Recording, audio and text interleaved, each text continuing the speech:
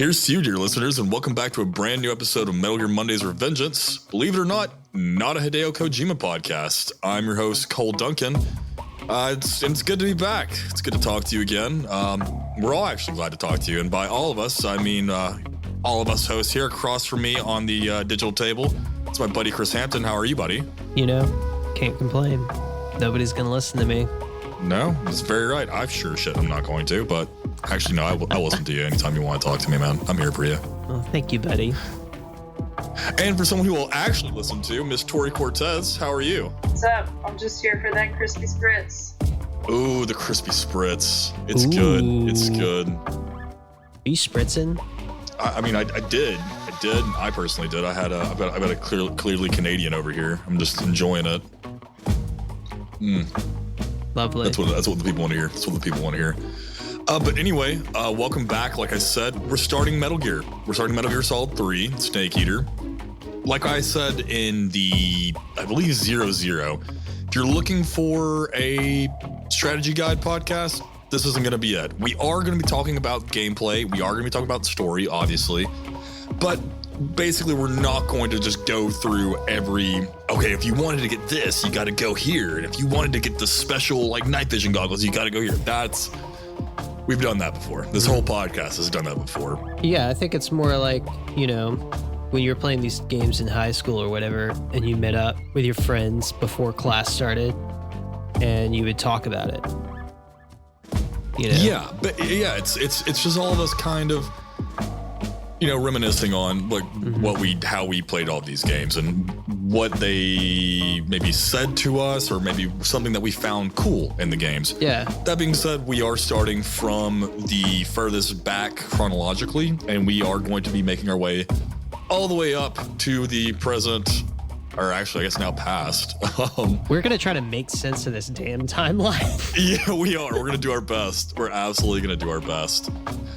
But you're going to hear in this episode is we are basically going to break up the Virtuous Mission. That's what we're going to be talking about today, is just the Virtuous Mission. So we'll be kind of talking about, you know, the story and, you know, what's going on with it, and then the actual gameplay after that. So that's going to be more of our time for more meta speak, how the game actually makes you play it, that kind of thing. But right here at the top, I believe, Chris, you had something you wanted to put out here? Oh, yeah. I just want to give a huge shout out. I don't know if any of you noticed a step up in the quality from when I was doing some of the editing, but Matt Schumacher is our extremely genius editor. He's an extremely talented musician here in Nashville, and he knows his way around a soundboard. So I want to say thank you, Matt. Thank you so much, Matt. Thanks, Matt. Really, really, thank you so much. It all sounds amazing. Cole, did you also have something that you would like to say? Yeah. How did I know that? How did I? Is it because we've been friends for almost a decade now? You actually have like telekinesis, like you can fully like read my mind. I'm physically attached to you. Like I just have this like fleshy appendage going all the way to Chattanooga. All the way. Yeah, I just want to as well give a quick shout out to Sean Wilkins. Sean has been one of the coolest people I've gotten to meet. I definitely called him from my hometown a little inebriated after a wedding the other night, just to kind of thank him and talk to him. Thank you for being as cool as you have been. I thank you again for, you know, all the amazing work that you've done as far as all the art for the show.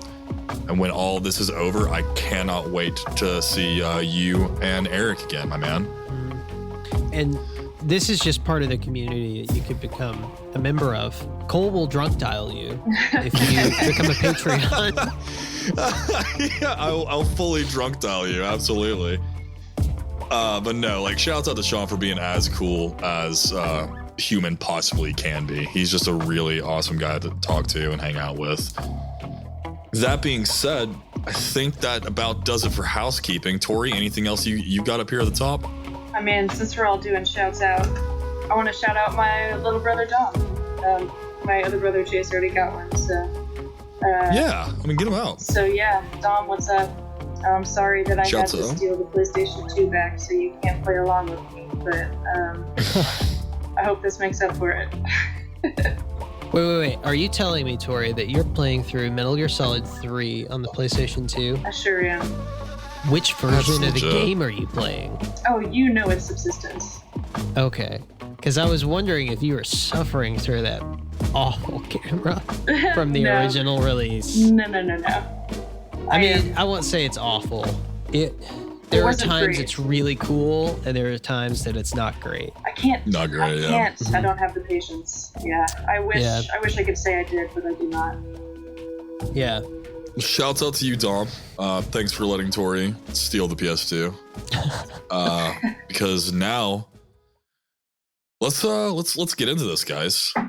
We're starting out at the top of the Halo jump. We are in the plane, The tippy top where we are smoking a stogie. smoking a stove. I like in this portion they take the time to give you basically a rough history lesson on the Cold War. Yeah. I read this comment on the internet once, and I forget where, but someone described, it was like, I think a Reddit blog. It was a Reddit post where they're like, summarize a game in one sentence. And someone summarized Metal Gear Solid 3 as middle-aged Asian man writes fan fiction about the Cold War. But where's the lie? Where's the lie? No, and it's delightful. And I feel like when I play this game, I feel like the people who made it had a lot of fun making it. Yeah, for sure. Oh, sure. I mean, I give it hell for, I know when the Cold War occurred and I know what happened in it, but hell, if someone gave me the opportunity, like, hey, do you want to do some like fun revisionist history that has absolutely no recourse ever? Yeah, 100%. Yeah, sign me up. Let's go. You mean Cole, the history nerd, would be interested in doing something like that? Yeah. Throw me in there like with the Philosopher's Legacy. I was really into like World War I stuff. I would love to go back. Like, oh shit, actually, it all started with this one like friend's troop out of England, and like they were at the Marne, and like I'd get weird with it. I get really weird. But anyway, we're in the 60s. We're not in the 20s or the teens. Mm-mm. And we're talking about the first Halo jump. So Halo, for those not in the know, is high altitude, low opening. It's meant to kind of stay under the radar Yes. of enemy intelligence or actual radar. It's not, I don't think it's a common thing that occurs in current military actions. Because believe it or not, I've never been in the military. I know. That's shocking. But I've never actually been in the military. Usually I defer all these questions to Zach James. Yeah. But he's not here to defend himself right now. Fuck you, Narc Boy. So I did some cursory research. Thank God. Yeah. And Oh my god. what I remember is that the Halo jump has been replaced by a more advanced technology now. Really? Yes. Because, Okay. I mean, think about it. Like back then, you look at the intro of this game, right? You're in a propeller plane, like a B. Yeah. Was it a B-12 bomber? I don't know. It was I it mean, was one of those because like flying fortress models for sure. right. I don't know if it's the B-12 because the entire back of the plane opens up. It's not like a, hey, we've got a side door for you to take the chute out. Like he does a full on. Can we talk about how mental it is? Like what he does when he jumps out. There's a lot that goes on before that. I'm sorry, I'm jumping ahead, but Yeah. How should we start this? We're kind of like hacking into it with a knife. Should we? I mean, there's no real. We're getting Major Zero is just basically talking to us about what we're about to do, and Snake is being a petulant child by smoking, and this guy's like, "Is this Greenhorn? Is he even going to be able to do this?" Does this Pennywise know what he's doing? Yeah. He's like, "Are you deaf? Put out your cigar. Put your mask on." He's like chastising him like a child. Yeah. Well, also, I mean, like, don't have a lit like cigar next to more than likely an open like tube of oxygen. That's just asking for trouble. Well, and also like, this is like a situation where they're depressurizing this cargo hold, right? I don't know if it was pressurized in the first place. I think it would be given how high up they are, you Yeah. know? I think I remember the depressurization comment coming up from Major Zero. Okay. Mm-hmm. Okay. That makes me feel a lot better about that, because I was thinking to myself, I'm like, because like Major Zero in that moment is wearing basically like an old flight jacket that when they weren't able to like pressurize a cabin, when we didn't have that kind of technology yet, like in the 40s. Yeah. Yeah, Major Zero's wearing like that and a bomber jacket over top of it. Yeah. Right? Yeah, Like well, that's what I was referring the to. leather bomber with the fur collar because it's cold. Like the Sherpa type stuff going on. Yeah, they say it's like minus 54 degrees Celsius. Just freezing. What is that in American? In American, let's see, minus 54 Celsius. I know this is amazing. Let's see. That's negative 65 degrees. Good Jesus God. Christ. So it's a little chilly. Chilly, Snake. At a certain point, it all starts to feel the same, I would assume. Like everything, the whole body, all of it. Yeah. You stop feeling cold at a certain point. It's just all the same cold. Yeah. So Snake is sitting up here in this airplane that is negative 65 degrees, smoking a cigar. Like, you got to think this is a cargo military. It's metal, probably not comfortable. And that metal is probably cold as fuck. Oh, yeah. Yeah, but he looks cozy Yeah. as hell. He's just like, whatever, I'm fucking here. Let's do this, I guess. Whatever, dude. So we've established like this guy is a badass, right? For sure. Is that? For sure. No, Cole, He's what are you like- talking about? For sure. He's like don't Logan. know. He's like Weapon X, Wolverine. He's like that kind of hard ass. Okay, look, like me when I first played this game when I was a kid, yes, absolutely yes. I'm like, Yeah. yeah, I mean, like, fuck the system, man. You keep smoking that cigar. That's cool. And me now, I'm like, you asshole. They just told you know what you're Are doing. you Put deaf? the cigar He out. said, put that bite out. Yeah. Yeah, come on. Like, let's go. Procedure. just, Let's like, go. Pit Saying it it along with together. Major Zero. But he finally does, right? Yeah. So we're getting ready for this jump. We throw in our cigar. We're getting ready, and then we do the countdown. Mm-hmm. And what happens next? He does the wildest thing ever, which personally, I've never been skydiving. I will never go skydiving. Once again, ever done a halo jump. Probably won't do one of those either. You can do this. Like, this is a tourist thing now. Oh no, I'm sure you can do this. Yeah, I was curious about won't. it. I looked it up. I just I could won't. do it locally. We could do it together. Shit. I'm You want not to do a halo doing it. jump into Appalachia? I'll take a 1,000%. I'll take a not Our road doing Tennessee that. mountain home? No, I'm not. I'm absolutely not going I'll to do that road with trip out you. there. There's no Come way. on, Cole. No.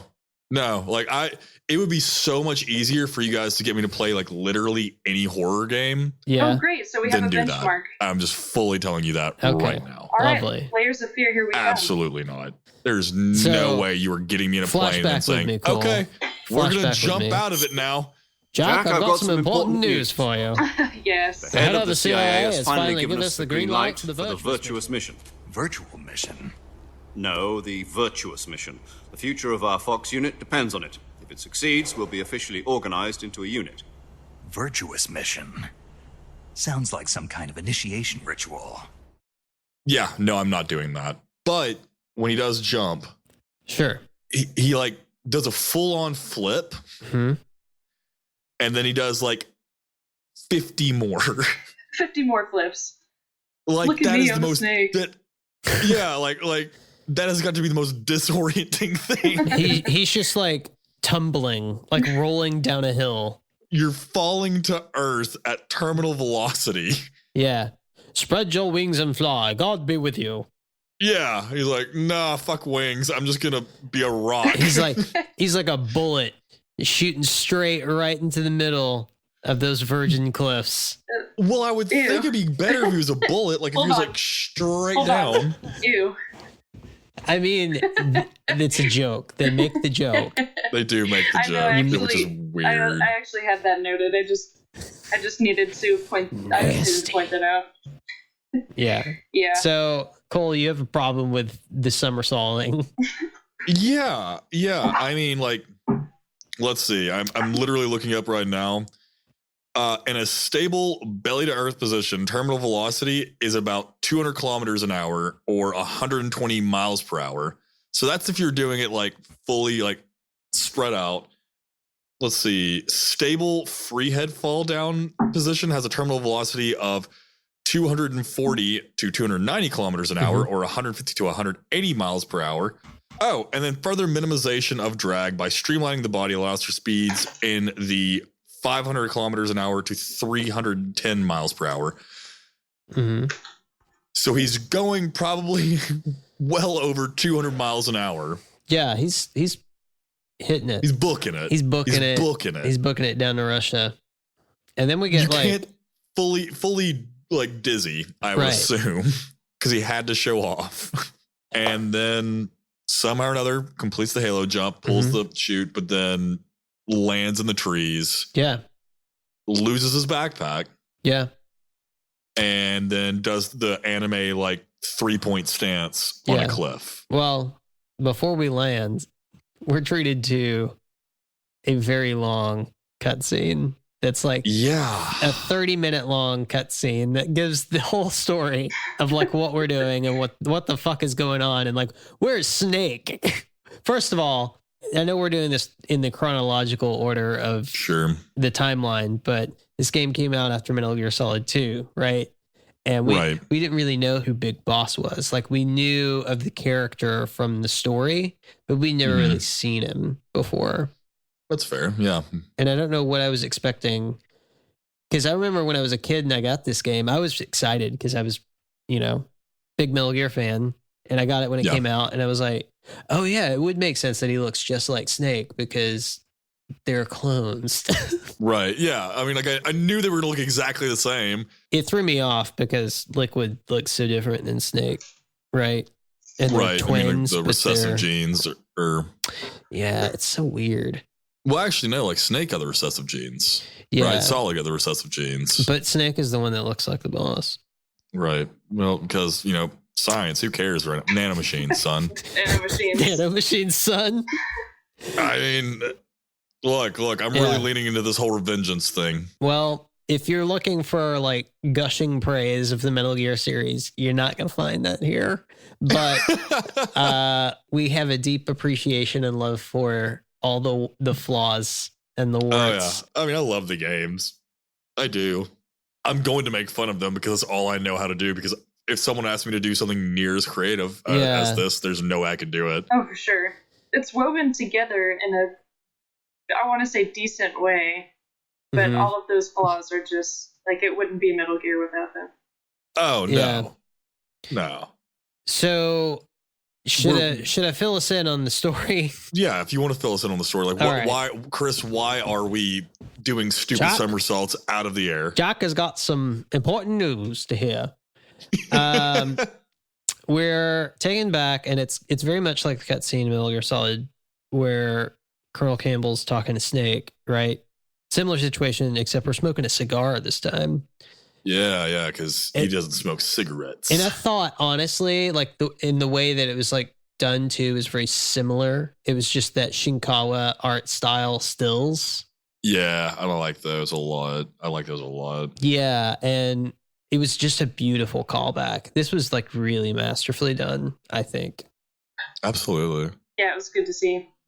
Yeah, it really like tickled my nostalgia in a good way, where it was like, oh, that's like a touching callback and a great way to like establish continuity with the character. Right. But basically what's happened is there's this guy, Major Zero, and Jack, and he's not important at all to the story or the overlying story of the entire games either, so you can just forget about him. Oh, who, Major Zero? Yeah, he never comes back. Oh. Yep. Okay. All right. Yep. Just letting you know. I mean, like, I'm just being fully transparent here. He never comes back. Weird energy to start it with. I know. But hey, here we are. Yeah. Are you being serious right now? For sure. Yeah. Like he never. No, he comes back a couple of times. No. He never comes back. Okay. Go on though. All right. Anyway, so Major Zero. Cool. We're Jack, gonna talk about that later. having this conversation, and Snake is like, virtual mission. And the guy's like, no, the virtuous mission. I love this, like, no, Snake, the virtuous mission. I love that, like, Zero is just like, it's a different relationship than Colonel Campbell and Solid Snake, where I feel like Colonel Campbell's just like a really earnest, upfront guy. Straight to the point. With Snake. Yeah, you trust him in the game, and that's why, like, when he betrays your trust, That's why it kind of so hurts. bad. Yeah. But like Zero is kind of like a parent to Jack, it feels. He's just like, no, the virtuous mission. No, you dumbass. Like, I said virtual mission. Yeah, shut up. Yeah, so he's all like, what the heck is this? He's like, it's not a training op. And Snake's, bugging him for details. So what's going on is, like, 2 years ago in the setting, which is 1964, I believe, there was a Soviet scientist that requested asylum in the West, and his name was Nikolai Stevanovich Sokolov. It's a great name. Yeah, right. And it says that name. he is the head of the OKB 754 Design Bureau, which is a real thing in history. The OKB was a real bureau, and they did design weapons. And I did not know that, actually. there was no 754 number designation that we know of for the OKB, but there was a 574, and they developed fighter jet planes for the Russian army. That's what. Really? Yeah. It's pretty cool stuff. So these are That like is really cool. Soviet top secret weapon research facilities. Think like Area 51 in our kind of American chronology, I guess. Sure. And Sokolov is like the foremost expert in Russia. Yeah, so we get filled in, like, he was involved in helping the Soviets achieve space flight. And after that, he left rocket development. He became head of the design bureau. And they say that he became afraid of his own creations and that he had a crisis of conscience. So he left his country on the conditions that his family was to also be taken safely into the West. They used a mole to get the family out first and succeeded in sneaking Sokolov over the Berlin Wall shortly afterwards. And Major Zero was the one who was in charge of the operation. So this is a very personal thing for him. And apparently this thing kind of like, it worked, and Until it didn't. well, and then the Cuban Missile Crisis happened. So yeah, actually, we got the time off a little bit because Cuban Missile Crisis happened in 62. Yeah, so like they get Sokolov over, and then like later on, the Cuban Missile Crisis happens.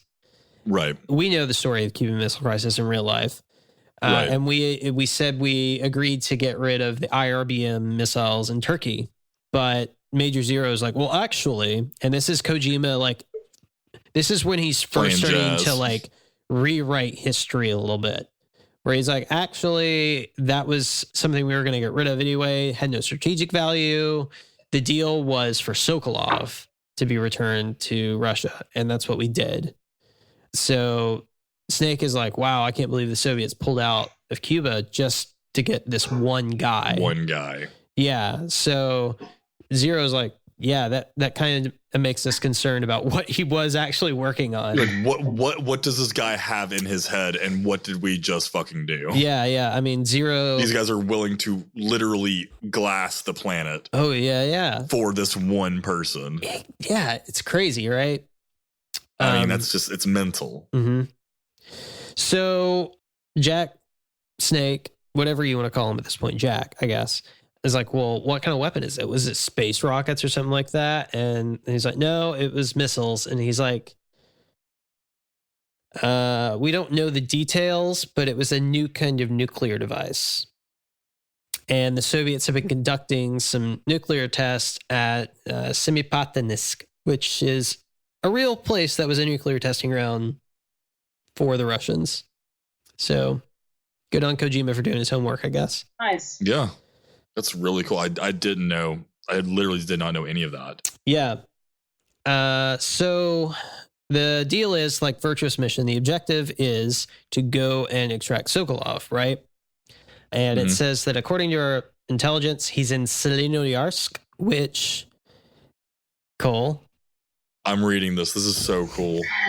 do you know what Selinoyarsk means in Russian?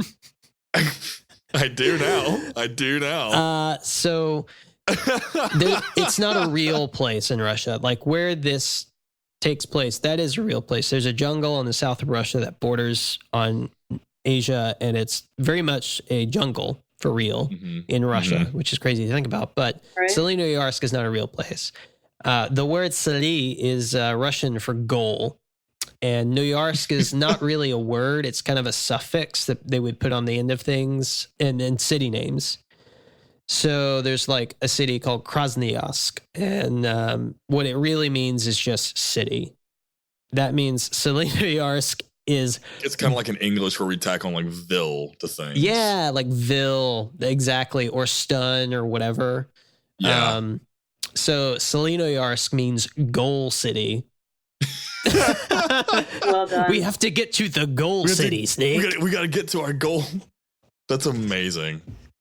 That's so cool. I never thought to look that up. Yeah. I never in a million years thought to look that up. Well, so my girlfriend, she was a Russian literature major, and she speaks Russian fluently. She lived in Russia for a while, and like she's not really into games, but I was playing one day and she was over and she was like, "Oh yeah, I know all these words," and she was like telling me. Nice. That's so I was like, if I make you a list, would you like teach me? Would you translate these? Yeah. So she's just been like giving me impromptu Russian lessons. Nice. That's awesome. That's awesome. Yeah. So we have to go to Selinoyarsk. We have to get Sokolov. Sokolov back. Yeah. Our mission is to bring him back safely before the weapon is complete. They know that they're facing a major crisis. The clock is ticking at this point. And then once they've confirmed the rescue of Sokolov, they will stand by at the recovery point. They're going to use a Fulton extractant device, the Fulton surface to air recovery system. They said something kind of jarring here. I was like, really? Yeah. It was Jack is like, I'm familiar with the theory.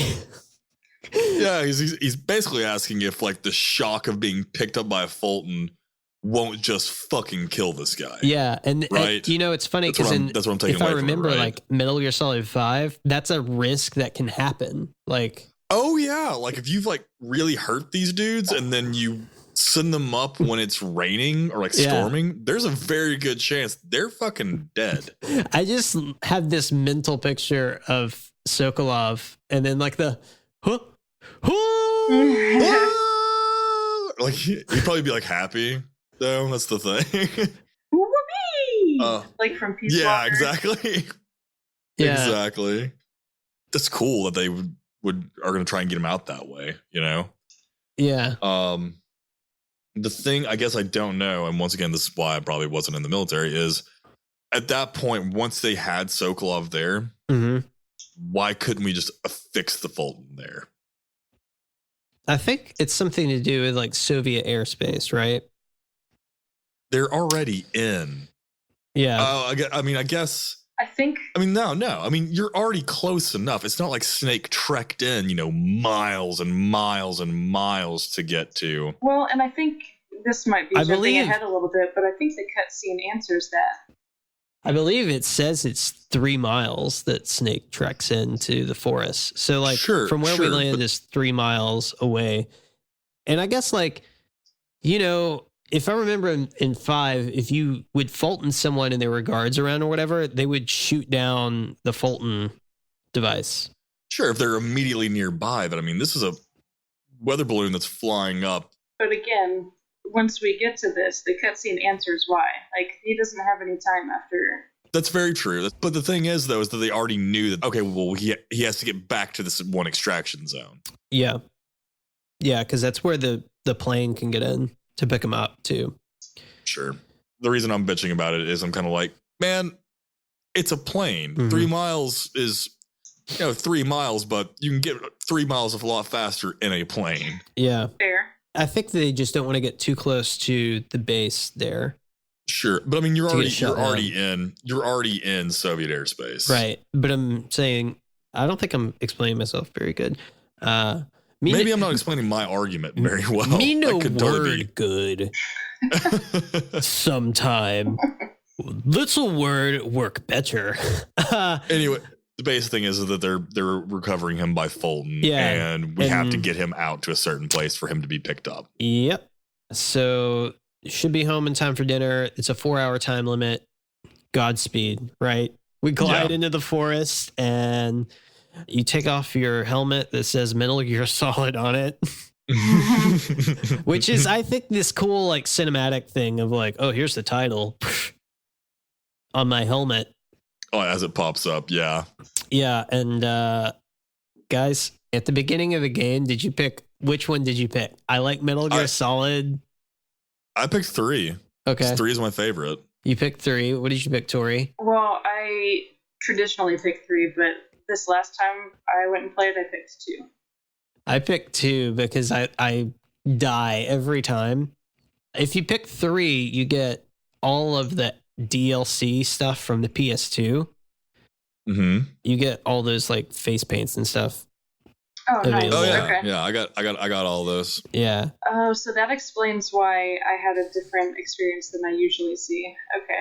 We can get to that later, though. Okay. Because like one of the camos is like better than the default camo by like 5%. I think. Yeah, it is. Yeah, it is. And that 5% saves your ass a lot. Yeah, because I'm like going through the weeds with like a 90% coverage rate. Yeah. Right? Oh man, it's perfect. I love it. It feels good to play this game, doesn't it, Cole? Yeah, it does. I mean, like I've loved 3 like ever since I played it when I was a kid. Yeah. Like I love the healing mechanics. I love the camo mechanics. I feel like invested in the gameplay. Yeah. I'm playing on the Vita. So Ooh. there's different things with the touch screen that I can do. Mm-hmm. Like I can use it to like peek out across like over cover. It's a little easier for me to aim like my piece. It's nice. I love this game. I really, really do enjoy this game. Yeah. Mechanically and story wise. Yeah. Should we talk about like, I guess, so that covers our story so far. Sure. You know, I said earlier, we dropped the backpack in the trees and they're like, go get your backpack, Snake. And you're like, all right, great. I'm going to go do that real quick. I do have one thing to say real quick, just before we move on from this part. Oh, sure. Yeah, Go ahead. My one thing is just, of all of the ridiculous things that Snake does as a character, just like his character design and how he operates, his mannerisms, the first indication that you know this is going to be a goofy motherfucker is when he just like really sarcastically or just like emphatically like pulls his shit off of him and throws it down, and you know he just makes this big show of it. And then after he does that, he's been standing out and just boisterously pulling his shit off and dropping it, and then suddenly he's had the thought, I'm in the open, and he fucking darts his head to the side like and then finally takes cover. Right? Hopefully no one saw this bravado. Oh my god. This is like a James Bond movie. Oh, for sure. Right? That's what it's supposed to be, right? I mean, it's an homage to like 60s spy movies. I fucking love it. It's just so I do too. over the top and campy, and it just fits perfectly with like, this is like when Kojima's, I think, sense of humor kind of aligned with what he was actually working on. Yeah. That's a good point. I love it. This isn't going to be a Death Stranding season. That's all I'll say. Oh, You won't- no. We're gonna, You're gonna hear me gush about dumb stuff for a minute yeah. on multiple parts. I mean, we're gonna spend a 6-month slow mosey. Almost. It's gonna be fun. It's gonna be fun. Yeah. So we like I said though, you do lose your backpack. We do have to go get it, right? Mm-hmm. Yes. So you lose your backpack, and then we land. We talk to Zero. This is where we establish our code names, which is important. He starts out with a Bowie reference, right? Well, yes and no.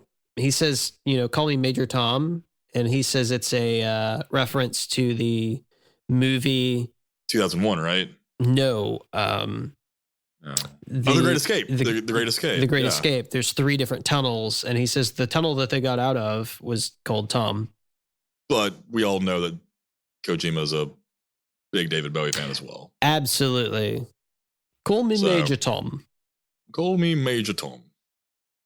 Yeah. But then Snake doesn't get it, and so he's like, fine, we'll just go with 0. Yeah. I love this line too. Tori, you got this because you picked Metal Gear Solid 2, right? Where Major Tom has this there's this extra dialogue. Did you know about this, Cole? I didn't know. So when you take off the helmet, Yeah, if dude. you selected I like Metal Gear Solid 2, you're wearing a Raiden mask. Yeah. No. I'm glad you brought this Yeah. up because I was No.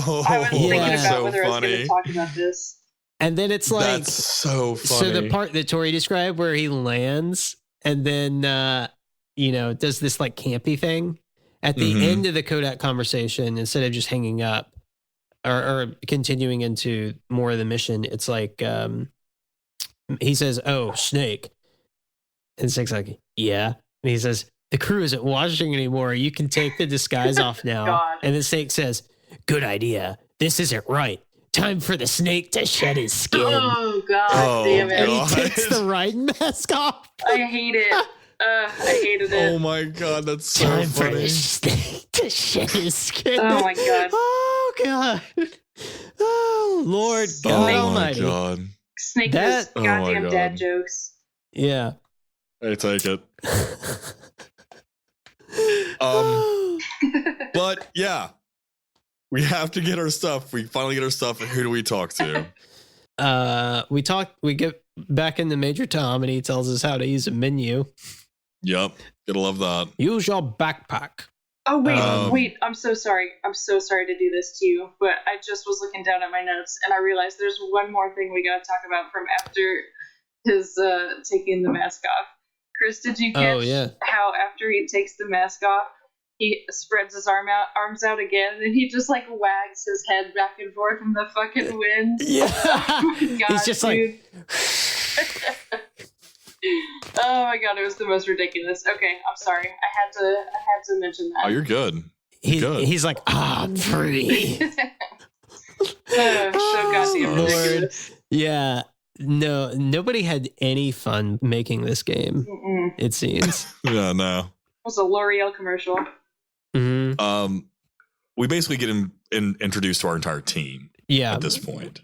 We talked to Major Uh, Tom. He tells us about stuff we got. He's like, this is our Kodak. This is how this works. This is the action button. My radio frequency is this. If you want to give me a call, drunk down me some time. 140.85. Yeah. What's up? Which is, I think, the standard your commander line for Yeah, all the your games. Commander. I believe so. Yeah. And then we have Um, like a trank gun and a microphone. Yep, we got the microphone. We get told about our false tooth with the fake death pill. in Yeah, it. this thing is pretty cool, isn't it? Yeah, no, it's great. We get told about our radar, and how it works. Can we back up to that revival or the fake death pill Yeah. Yeah, what's up? for 2 seconds? Something's always Yeah. bugged me, and maybe I just didn't. Maybe the answer's obvious and I didn't know. But so when the explanation for that is going on, Snake's like, "Well, then how do I come back to life?" And whoever is is it Major Tom at this point, or is it the boss? I might have spoiled that. I think it's paramedic. Oh, paramedic, that It's makes both sense. paramedic and Major Zero kind of coming back, and like both of them are kind of talking at the same time. Okay, right. So whichever one of them it is says, "Oh, you just take the revival pill." But like, if it sends him into a state of false death, like, So I think the idea, and once again, I am not entirely sure on this. I'm just kind of going off of what I remember from playing it a little bit about a week ago, and just from basic understanding, is that it is supposed to basically give you the phenotype of a dead person. Mm-hmm. okay, You're not Like actually you're still conscious, I believe. Right, you're fully still conscious. It's just like it slows down like it slows down your cardiac system, so like your heart isn't pumping gotcha. as powerfully as you can't be under the effect of this thing for very long, otherwise you will probably die. Okay, You if you have a game over, right? Yeah. It kind of like goes to this black and white, Mm-hmm. and it says game over. Mhm. If you take the fake death pill, you still see things in color, Right. and the color slowly fades. And I always thought that And- was a really cool effect, but I just wondered how, like, if you can be in a state of false death long enough to actually die. I have no idea. I assume, like, once again, I assume it can't be that you can't fake it for that long because, like I said, like you have to basically make it seem like your heart isn't beating. You're definitely not breathing. You're definitely holding your breath at that point because I don't know if you guys knew this, but dead people don't breathe. Oh, shit. It's a I know Yeah. scientific conundrum. No one's figured it out yet. Dead people do grow hair and fingernails. Yeah, and because that's just dead you. toenails.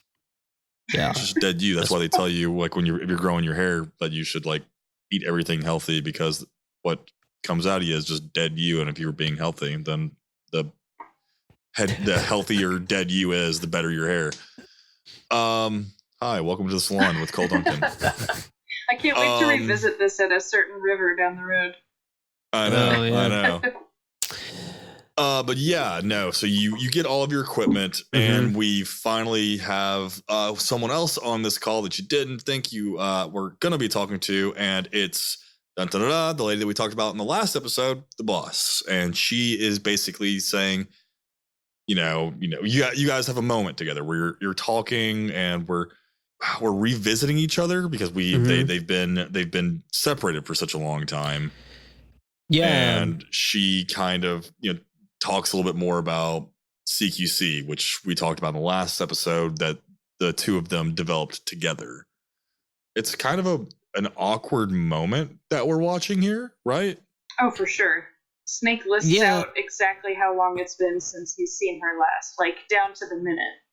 When I played this game, this was the first time I played this game. I was in high school, and it was shortly after I had my first real breakup with a girl. Oh, And you know how that is. I was sad. You catch the feels and they don't have them. So disappointing. But I remember when I was playing this, having the thought of like, wow, he should get over that. Even you, a heartbroken man, was just teenage Chris Hampton had a little more emotional security about being abandoned yeah. Is that than what you Snake does me? here. God, I just hate Snake in this part of the game. Well, there's a lot of moments where I hate Snake, but this, when he's all, is that why you abandoned me? And she, like a mother would, has to spell out, it literally wasn't even about you. Like, get your head out of your ass.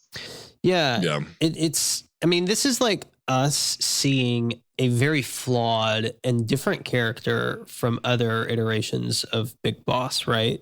Right. And I think as we play through the game, you do see him mature and grow up a little bit. Mm-hmm.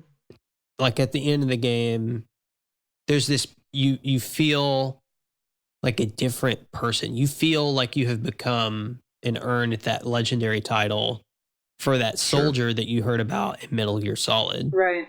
Yeah. Yeah. 100%. I mean, yeah. This game is meant to be humbling for Snake. Yeah. For Boss. Yeah. It's a really well written game. It's really well written, and it's meant to just kind of break the character down because at the top of the game, we see him as just kind of this dickhead. I mean, yeah, he's just a dickhead Green Beret. He's just like, I don't know what. Tori, could you do the what was that when we were talking during our meeting, the greenhorn thing? What? You made some comment about how green Snake was or something. You mean the line from the beginning of the game? Does Pennywise know what he's doing? Yeah. I need that as like a notification on my text messages. Okay, I'm just gonna go ahead and find that clip real quick.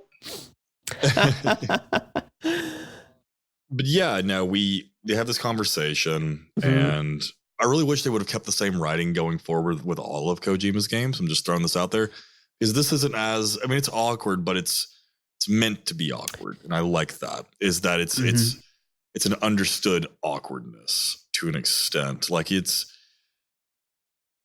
are they lovers? Were they less than that? What's the deal here? What's going on? And it's left somewhat ambiguous, but you know what I'm saying? Like there is a gray area, and I like that there's basically a gray area over this entire game. I gotta say, as a young teenage lesbian at the time, I was going through the same thing with Snake. I was just like, boss, is she mom? Is she love? What? What do we do? How do I feel? Why do I feel? What am I supposed to think? Yeah. But you know, like I said, like we do get.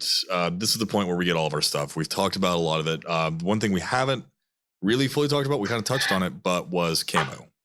And this is my shit. This is one of the things that I loved the most about this game, was the ability to play it in a certain way that you can fully control damn near how sneaky you are, or how unsneaky. Oh, for sure. If I wanted to go through this entire thing, you know, with a combat knife in one hand and a trank gun in the other, with a French flag, like tricolor, like painted on my face, I can fully do that at this point. Oh, for sure. Mm-hmm. Yeah, especially after you get a certain weapon. Oh, yeah. And trust me, once I do, I am doing that. Okay, great. Yeah. Oh, yeah. You don't think I'm going to go? Never mind. We'll get to that later. Okay. But no, you can fully, they teach you how to apply camo, which is face camo, and your actual camouflage, like what you're actually wearing. Mm-hmm. There's a whole plethora of different choices for you to use. In this area, I'm using a lot of Tiger Strike. I'm using a lot of just different leaf patterns, and it was just so cool to me. I don't know why. Just like, you know, I'm like lying down. I'm like, oh man, I'm like 75% covered, and if I fully flatten out, it goes up to 80 or 90. I was like, oh, okay, I can fully get this. And that was me when I was a kid. And now looking back at it, I'm like, oh yeah, I don't know if I can do all this shit. Yeah.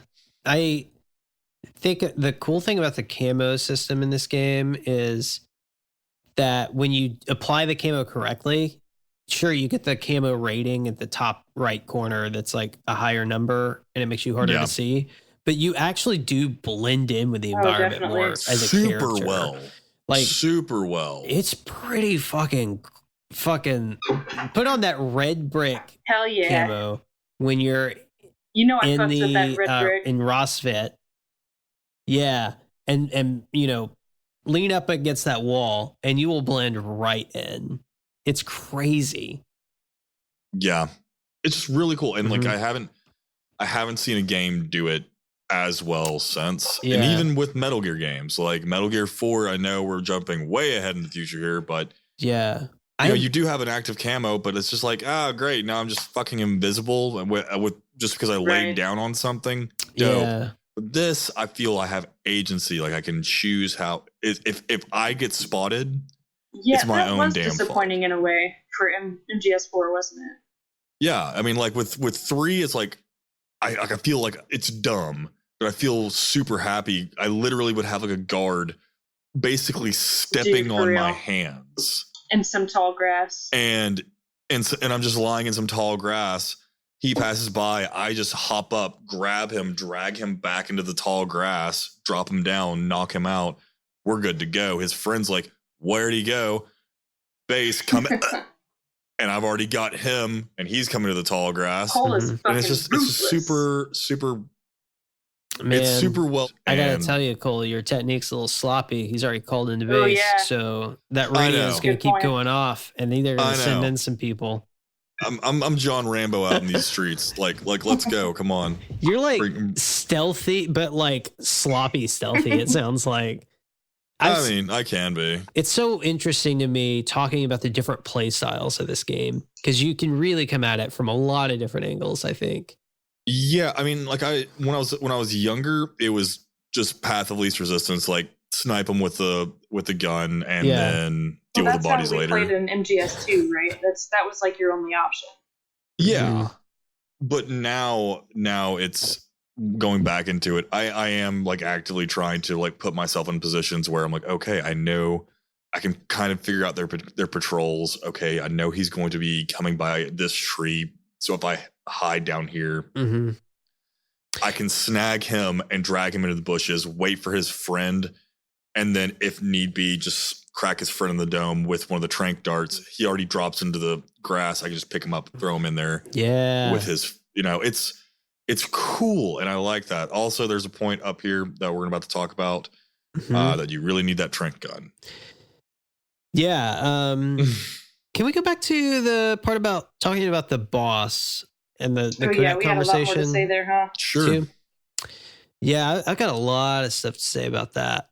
Because I feel like, okay, I have two opinions. One, I think that Virtuous Mission might be the most perfect bite-sized piece of Metal Gear Solid. Like if you just want to play like a 5-hour quick Metal Gear Solid Not even experience, that's the most perfect way to get it. You know? Sure. And two, I think that it contains a lot of the dialogue, that is super important to the whole canon of Metal Gear Solid.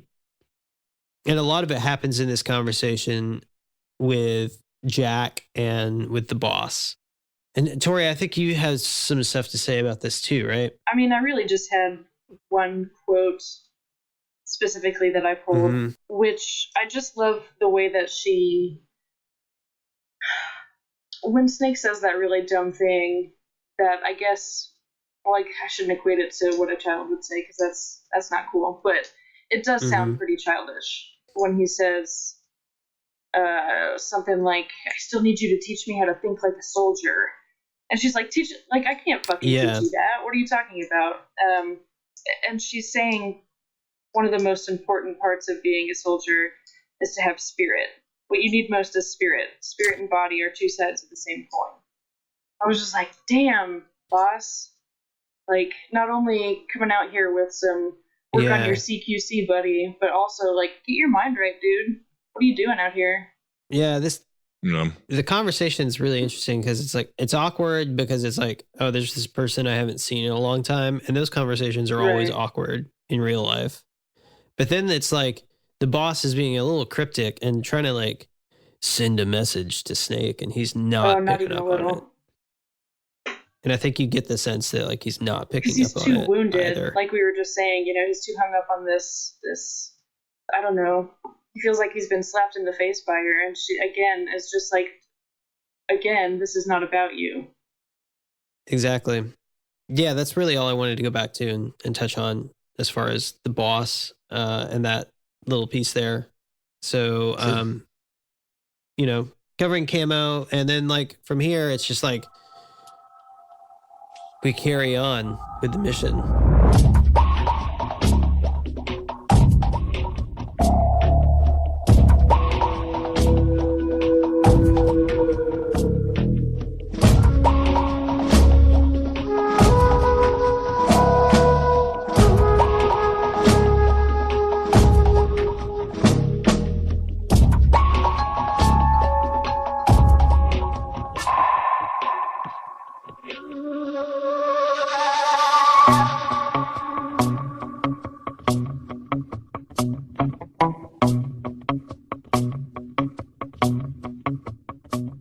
Yeah.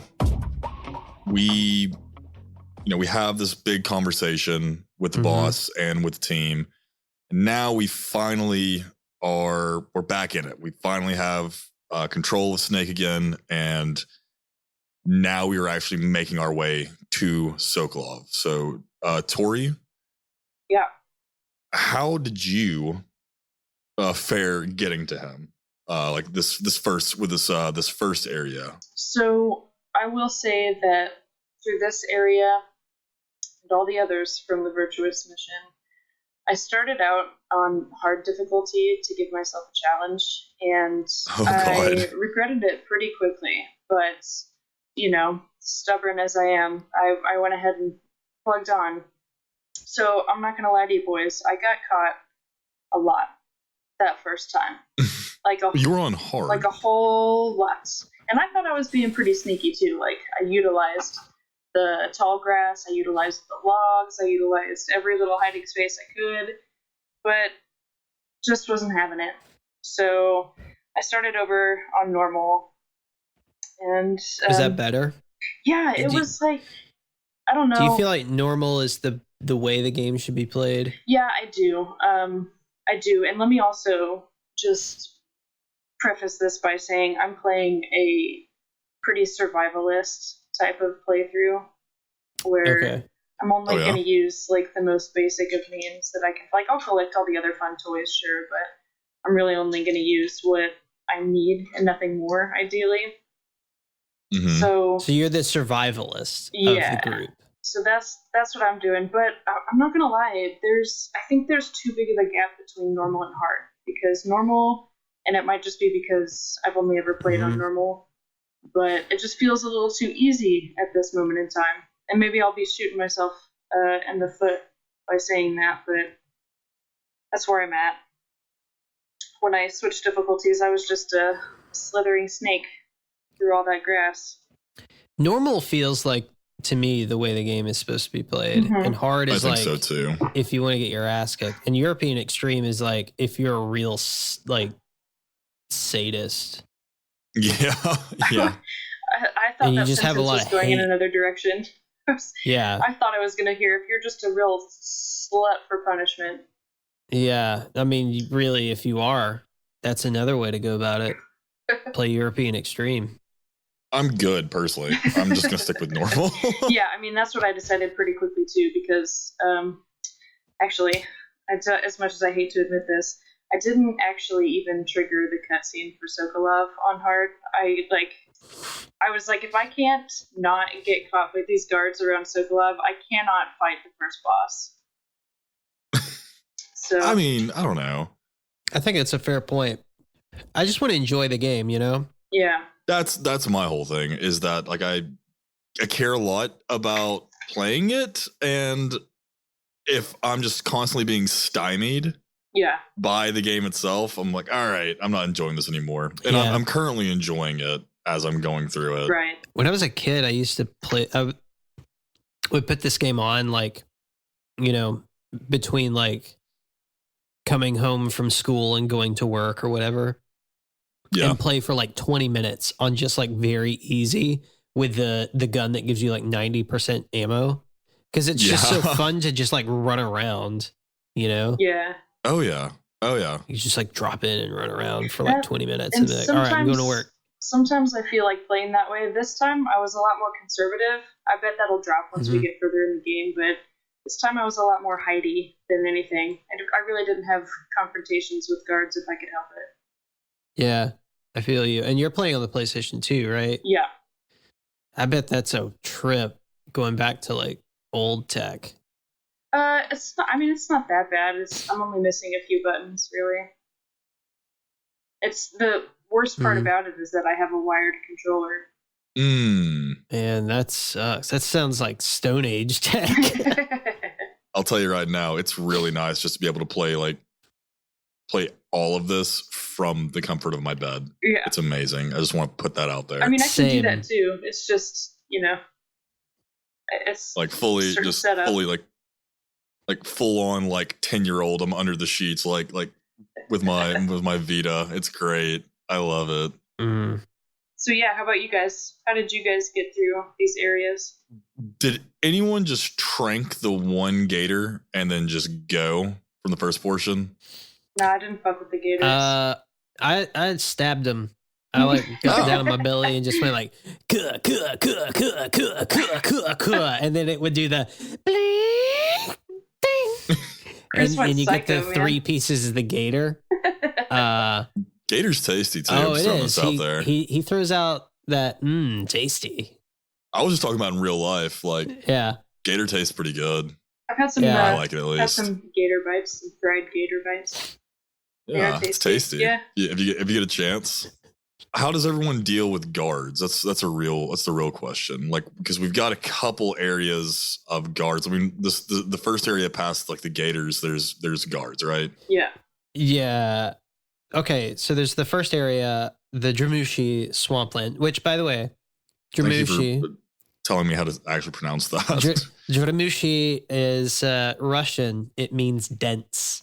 So And this it this is a dense swampland and a dense forest in Russian. On the way to Goal City. Yeah, on the way to. Creative, so clever. And then you there's the swampland area with all the gators. I kind of fucked around with the animals a lot there. And then this is the area you're talking about, Dramushi North, which is the first area with guards. And it gives you this Right. like cutscene. It's like, here's your introduction to guards. It kind of reminds me of the cavern area, like in Metal Gear Solid, where you're waiting for the elevator to come down. Yeah. You get to kind of like, it's almost like a little sandbox for you to just kind of fuck around with. It's like, it can get hairy if you want it to get hairy, or it can be take it a little bit slower. You know, you don't even have to do anything. Can I make a very specific call out here? Please do. So, okay. You know, in the cavern area in Metal Gear Solid 1, it's like a square, and the goal is in the elevator, which is in the back of the square room. Yes. But you have this area at the front of the square where like you can play around, and it's a safe area for you to learn how to control Snake, right? So here we've had these first two areas of the game where you are safe to be Snake, and the only thing that's going to happen to you, it's introducing like, oh, well, now there's environmental danger, like the gators that could hurt you. And then you get into this area, and it's a fucking square with the room, the exit door at the very back. Very far around. And the guards are walking around in a similar fucking pattern. And it's the first area. Like, man, this is cool. This is cool, isn't it? Yeah. It's really cool. Yeah. This area I got through, and I only killed one guy, though. Yeah, Chris, I want to say, I just wanted to mention, I love that you kept a kill count in your notes. That was awesome for me to see. I was trying to write it like a book, like tell a story, you know? Because this is like Day 3, I've eaten my 4th python. Well, when I got this game, my other like close friend in high school, Rhymewood, we had one class together. It was like a math class, and we sat next to each other. And it was like the one time a day, we would roll in there, and we would like use the burn up time before class started, where we would talk about, oh yeah, like in this area, how did you get through here? And we would like tell our little stories about like how we snuck through. And it was just cool to talk about like the different ways that we did it. Yeah. You know, because it was like they were playing a different game than me. Yeah, exactly. That's what's so great about this, because all of the different variables in this provide just such an expansive experience. Like, I guarantee when we play more of these parts of the game, we're going to have some very different stories to tell about it, even though we're all getting the same story. And that's what I think is good about replayability. Like, I know I can get a different game this time just by choosing to rely on different things, or choosing to put emphasis on different things. So like, I'm playing physically. You guys told like what you're playing on. I'm playing on the Xbox One, and I have the HD collection, and I'm using the Elite Wireless 2 controller. So it's got those back paddles, and I can assign like stuff to it, and it just feels good. And, you know, typically I've just been playing through in my bed on a Sunday morning. I order Postmates breakfast in bed and just play Metal Gear Solid 3 and smoke a bowl and just chill. It's great. But I will say that the slippiness, I forgot, like, this is when the touch thing was happening. Yeah. And I killed more people than I care to admit, trying to hold them up and get information out of them, but like accidentally slitting their throats. And it felt so bad. I was like, oh God, another one. Damn it. And I was like, I'll see you again. I know. And I'm sorry. I'll hear your screams later. I know. Like, I didn't mean to. I wish it was a separate button that you press to it's do so the action. Because it takes such a finesse, doesn't it? And you just like one like precise slip in the wrong direction, and he's gone. just murdered him. And that's like- what happens in real life too, folks. I mean, let's be real here. One tiny little slip up and they're gone. More like Jack the fucking Ripper. Terror of the Russian forest. I've actually, because like back in the day when I was a kid, I was like, I'm just gonna kill every single one of these because I didn't realize that I'm going to see them again. I've done okay. And with like, like grabbing them and like dragging them off to like tall grass and then like just knocking them out there. There you go. That's been my like go-to. And if it's just getting too difficult, like I'll like, just trank one in the head. Yeah. So that's another thing about this playthrough for me is I've lately, I don't know if it's just my conscience kept catching up with me, but the only playthroughs I want to do anymore are pacifist. And sometimes I will fuck it up and accidentally slit a guard's throat, like you do. Mm-hmm. And that is a bummer, but I like to play as close to pacifist as possible. Sure. They kind of talk about it at the top of the mission before you go in, where they're like, hey, like this, like you're supposed to be a ghost. Like, yeah. You're not supposed to try leave and any sneak past them. no bullet casings. Not even a bullet casing can be left behind.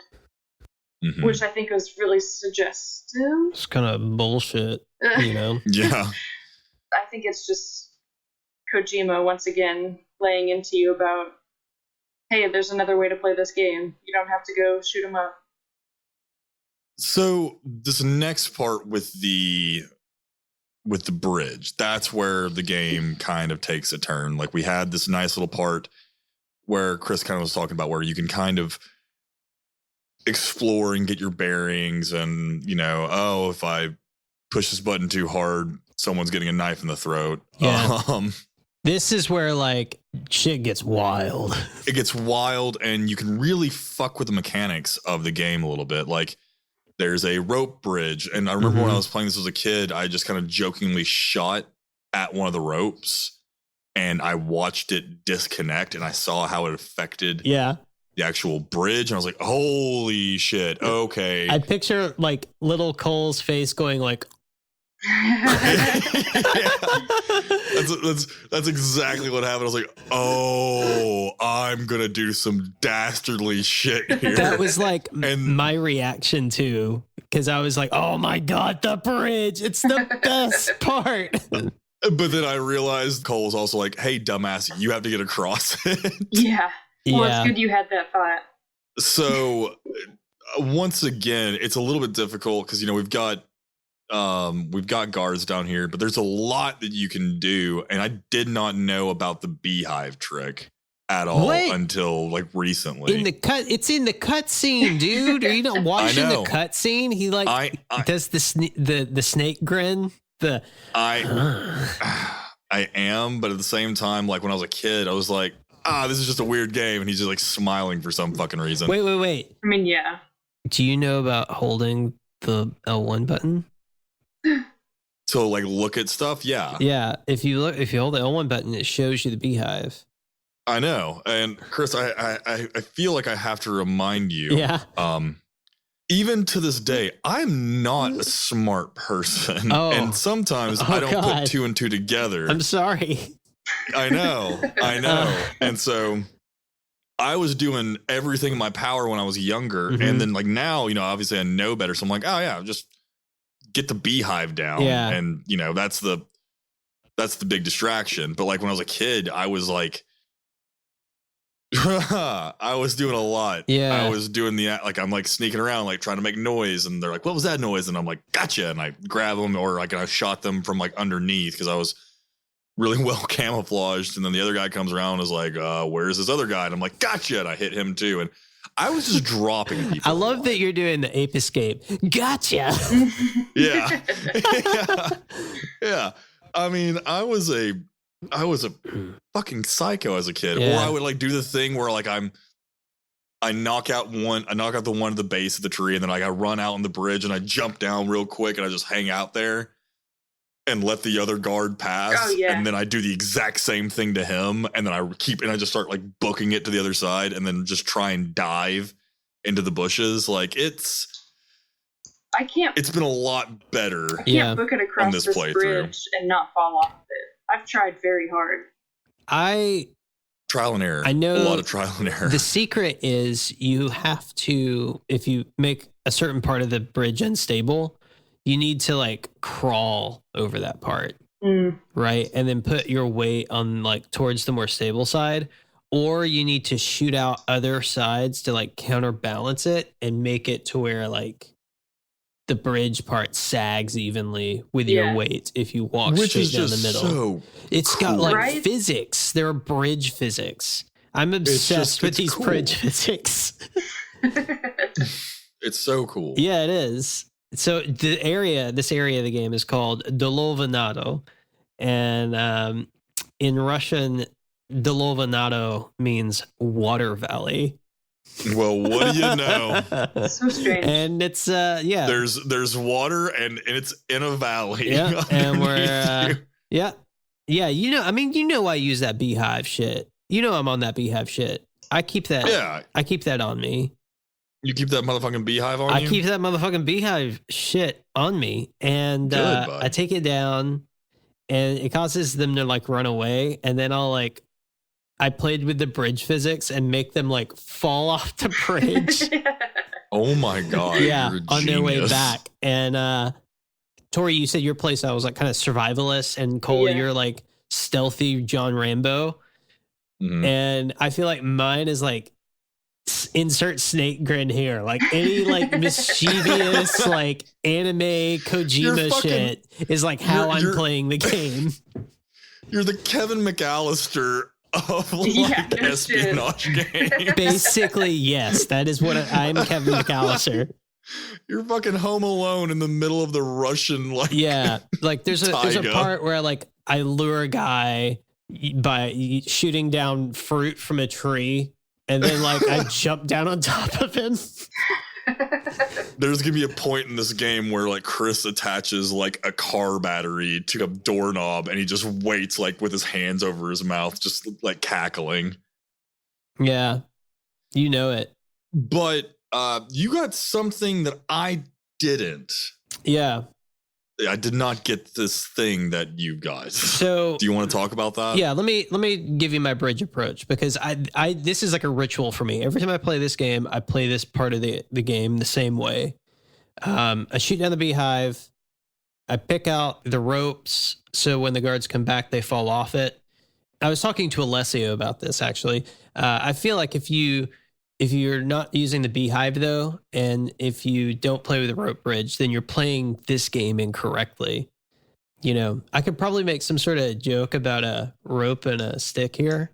Don't you fucking dare. I think that would be a bridge too far, and I'm not the delivery guy for that kind of message, Cole. But so Tori, where can people find you on the internet? Oh, it's young Neil Chris, and you're at Chris Hammond II. I'm Cole on whatever. Don't find me. Good night, everyone. Bye-bye. Whatever, don't find me. Can I quote you on that? Yeah. So there's an assault rifle in this little alcove under the bridge, the XM16E1, and you can do like John Rambo shit in the next area. Yeah, with that assault rifle. Fucking assault rifle. That makes it a lot easier, I will say. Yeah. But yeah, no, I never. Tori, did you ever grab this guy? Oh, I grab it every time. It's just a matter of do I use it or not. See, I'm a collector. I didn't. I never have. I've never grabbed this guy. Did you get the sniper rifle? I did get the sniper rifle, yeah. Okay. And the only reason I got the sniper rifle is because of you're a sniper boy. That's why. Oh yeah, you're a little sniper boy. I'm a little sneaky sniper boy. But we do get past this part, and we're getting to near the end. We're getting near the end at this point, right? We found the actual area where Sokolov is being held, and Chris, as our current linguist, can you please tell me how to pronounce this? Well, Cole, this area where Sokolov is being held is called Rasvet, and Rasvet. Rasvet. French was hard Yeah. enough for me to kind of like butcher my way Okay. through. I'm not even going to try with Russian. So I want to blow your mind here for a second because I know what my notes say, but I found this out. I had this conversation with my girlfriend, and she was like, "Well, actually, if you get into the real meaning of the word, so Rassvet literally translated means dawn in Russian, right? Okay. But the real translation or what the word means is to come to color or to come into color. Hmm. Oh, okay. Yeah. Interesting. It's like really, and it's interesting because like this area of the game is used as like a staging point where it's like big story events happen here twice. The wool is kind of drawn from like taken away from your eyes, and you're kind of getting to see everything for what it actually is. Yeah. That's really cool. Like Sokolov is trying to explain to you what's going on. And then later on, you get filled in on other stuff that we'll talk about next time. Yeah. I will fully say that I went full Rambo here. What's your kill count? Yeah. I don't know. Honestly, you got to keep him next That's time. an appropriate answer. I don't know. It was a lot. It was a lot of, okay, I'm going to knock you out. I'm going to trank this guy. And then someone was like, get the fuck up. I'm like, no, don't get the fuck up. So I trank that guy and the other guy's already up. So I'm like, stabby stab. Hey, Cole. How's the suppressor on your trank doing? It's not there. I'll say that. Okay. That's fair. It's hanging on. Okay. By a thread. Yeah, it was a lot of punching and it was a lot of stabbing. Because I did sneak in. I got like all the way into the actual area. Yeah. And then I got caught. Like I was like fully in the building. Yeah. And then I got caught. Oh, that's right. nice. So then it was a lot of like punchy punch, stab, like get a couple shots off and then hide, like fully hide and like camouflage and just like wait it out. You have to wait, right? Until the alert you have goes to away. you have to fully wait for it to come down, and then you have to wait even more for them to resume natural routes. And that took me a minute to realize and remember. Tori, Miss Survivalist. Yeah. How did you fare? So I had a few tries. Like I said, the first time, not so well. I got caught a lot, no matter which approach I took. And let me tell you, I had multiple sets of blueprints for this operation. Getting to this guy in a small box and a bigger box. There's a joke here to be made, but I'm not sure what it is. Huh. In a bigger box. It's just a box. It's something like that. It's something like that. And then I won the game, and that was it. Now the show's over. That was it. Yeah. Then I switched difficulties, and I took the route that got me the most success on the hard difficulty, which was to start crawling to the not the easternmost point of this layout, but start crawling eastward behind the barrels and the tall grass. Yeah, those barrels are your best friend. Oh, hell yeah. They are your best friend. And I made a mental note to say that I brought the camera over to Snake's right as he was crawling so that you could see what was going on to his left.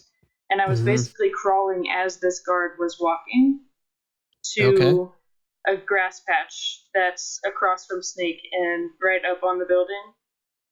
So I would wait for him to get to the end of that tall grass patch, which meant he was going to be turned around for a while.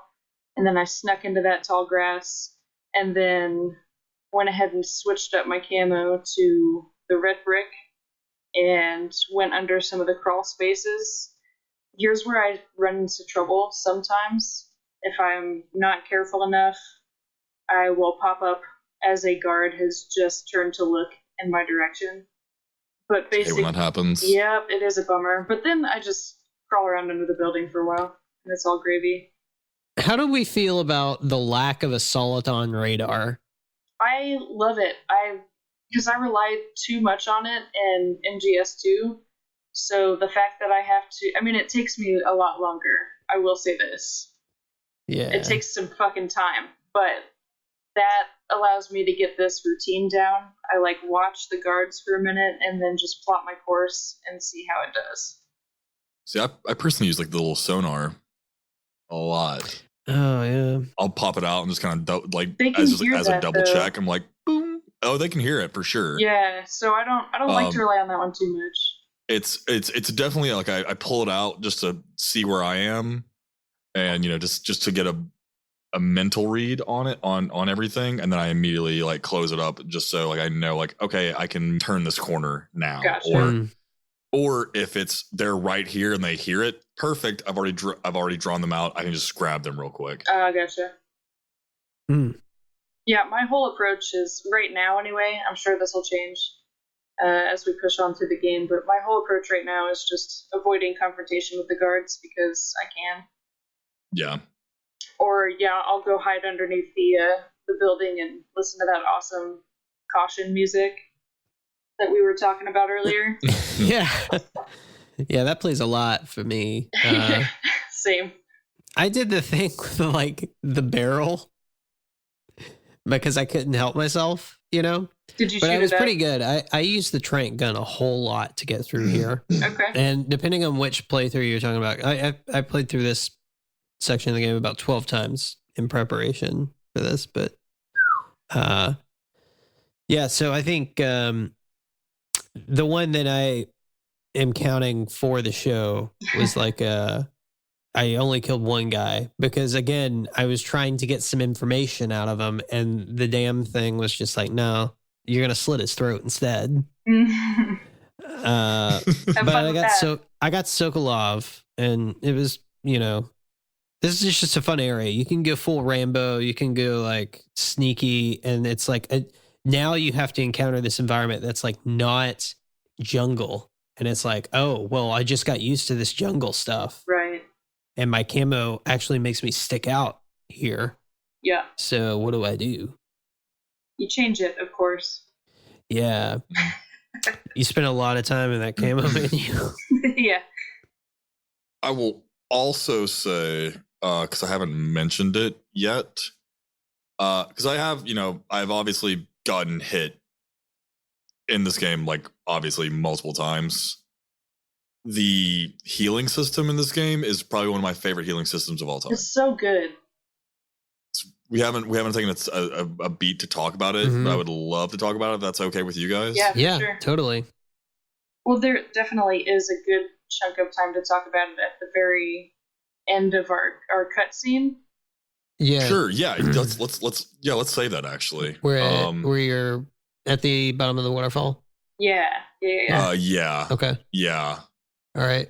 Cool. But basically we get through this area and we do find Sokolov. Yep. And we find someone else too. We sure do. Sure. It's the weirdest thing ever, and I still love him. We find our boy Ocelot. Actually, that's Major Ocelot to you. Nice. He's Gru. Yeah. GRU. He is the best boy. I don't care what anyone says. It's my favorite character of this entire series. And he absolutely wrecks this entire. Are they KGB, correct? Is that am I correct in saying that? Yeah. So the guards that we've been dealing with so far have been KGB, and Ocelot is a member of the GRU. Special Forces. Yes. He's got a snazzy outfit on, doesn't he? No, he sure That like does. Yes, he striped do. shirt and that Looking red spiffy. beret. He wore a raspberry beret. He did. He's not revolver Ocelot at this point because he's not using a revolver. Mm-hmm. He's using a Makarov PM. Oh. It's a tiny little piece. Are those tactical engravings there, buddy? They might be some tactical engravings, and I don't know if you knew this. Yeah. They actually don't have any advantage on the battlefield. Are you sure though? Damn. I'm almost positive they serve no tactical advantage whatsoever. They're great for Hollywood, though. Great for Hollywood. They're pretty good. You're pretty good, kid. Pretty good. You're pretty good. Oh my god. No, like before all of that happens, he absolutely wrecks this entire camp. Oh yeah. Oh yeah. Even bouncing a bullet like 4 times to hit some dude around a corner. Yeah, he's like killing his own countrymen. Oh yeah. He's fully committing straight up multiple homicides. I actually have what I think is a pretty funny note about that since Chris brought it up. I just wrote down MGS3 Ocelot. Can't say it feels good to kill a comrade, even if it is for Gru. Metal Gear Solid 2 Ocelot kills Gerlukovich, kills his own soldiers. Just like goes on a Russian killing rampage. Oh yeah. That's like a totally different time. Like a lot of stuff happens to Ocelot between then and now. So this is like, yeah, I think it's an interesting juxtaposition because we're presented with this Ocelot and it's made clear that it's a significantly different character. Yeah. No, that's a great point, Tori. Oh, thanks. Yeah, that's really good. That's a great fucking point. Yeah. I never thought about that before. Wow. But Ocelot's here to stop you, basically. He is. He's like, you can't take that boy. He's our boy. And we need he is him. our boy.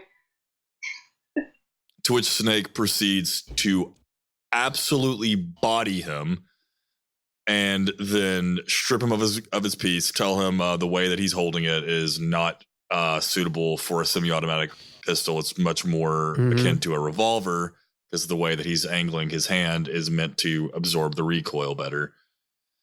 And this is the first time chronologically that we get you're pretty good. To which Ocelot is confused by, I think, right, in this moment. Well, it's so funny. Or he's like angry about it. Pretty good. It's so funny because like up until like this point, Snake has been like the rookie and the greenhorn and is like the nerd who's making mistakes. Yeah. And then now Snake is like schooling Ocelot.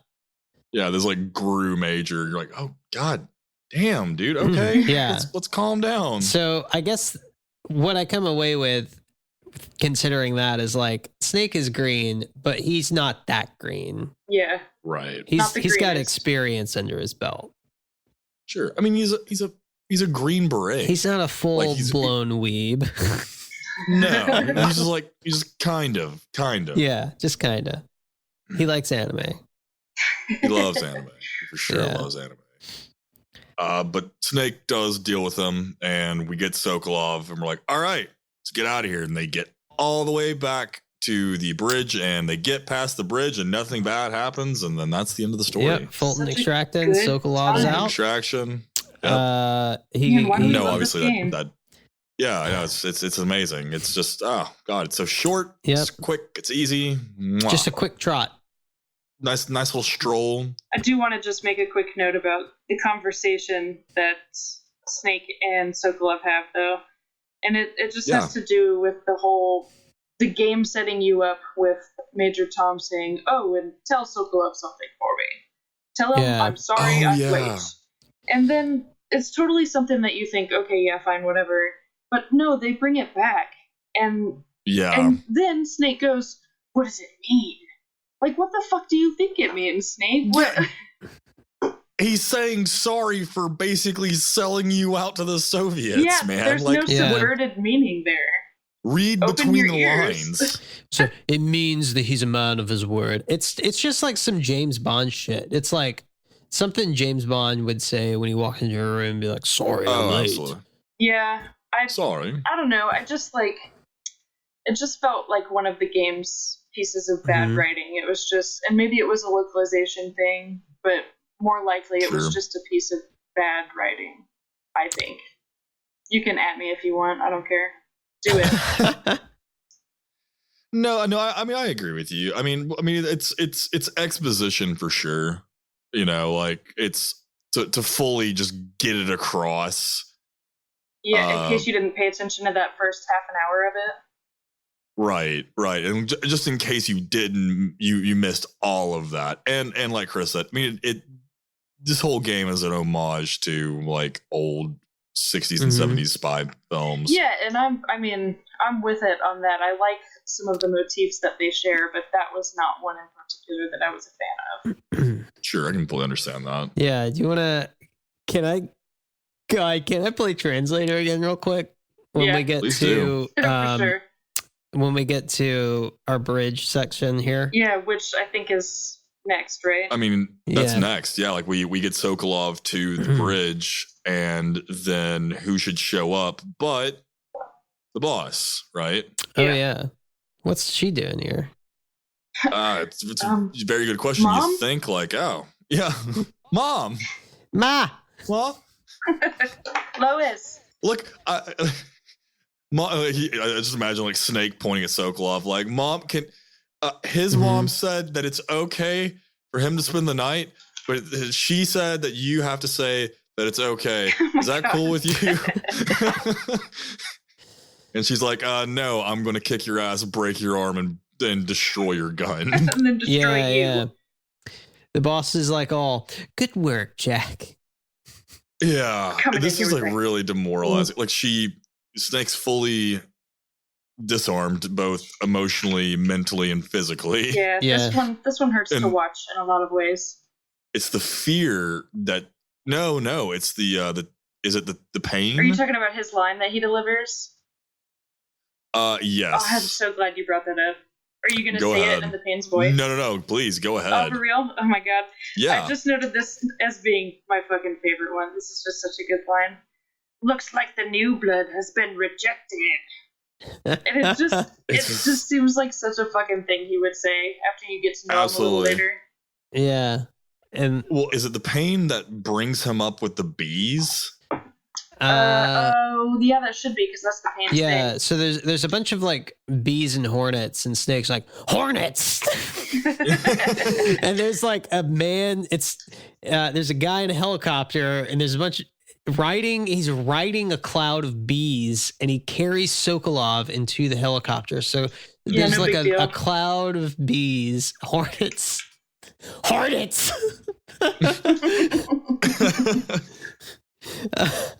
It's absolute Mickey Mouse bullshit what's going on right now. Like literally everything.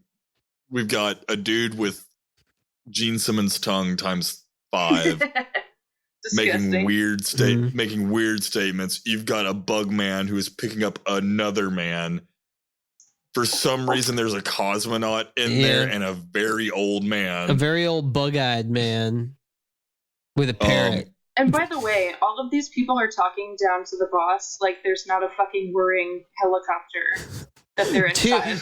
Right? Yeah. This is the quietest helicopter known to man. And they're carrying a conversation out with the boss. Like, are there 2 helicopters here? Yeah, because Volgan and the rest of them seem to be in a different one. Volgan. Mm-hmm. Okay. So Volgan. Yeah, we've got some other stuff to talk about. For you sure. want to know what that's in Russian? Yeah, of course. What is you really I assume something lightning? You really want to know? Actually, yes. I'm sure I'm wrong. Oh, let's hear it. You're really wrong, actually. What is it? Okay. So Volgan is like a surname that's common for people who are from Volga, which is kind of like a state. If you the equivalent of a state or a region in so Russia. It'd be like it's like me being named like Tennessee. Or like from this place. So Tennesseean or something like that. Yes, exactly. So Volga is named this because of, or Volgograd is what it's called, which is Volga City, is named after Volgan, right? Okay. So the Volga River, and Volga in Russia means moist. Oh, I hate it. So Volgan is of the moisture. Oh, I hate it. Oh, I hate it. Oh God, I hate it. Oh God. Oh God. Oh God. I hate. Oh, well, hold on. Of the moisture comes the lightning. Shut Oh, wow. up. I just need you guys to know that I got booted from the call for a minute and I came back to of the moisture. Oh. Oh, I hate it. I hate it so much because I know. Oh, okay. I want to take a sip real quick. You sound like take a you're sip. like you sound like you've got some stomach acid just right at the surface and you're trying to keep it down. It's there. So, Mr. of the Vulcan. What's his first line, Cole? Kuwabara.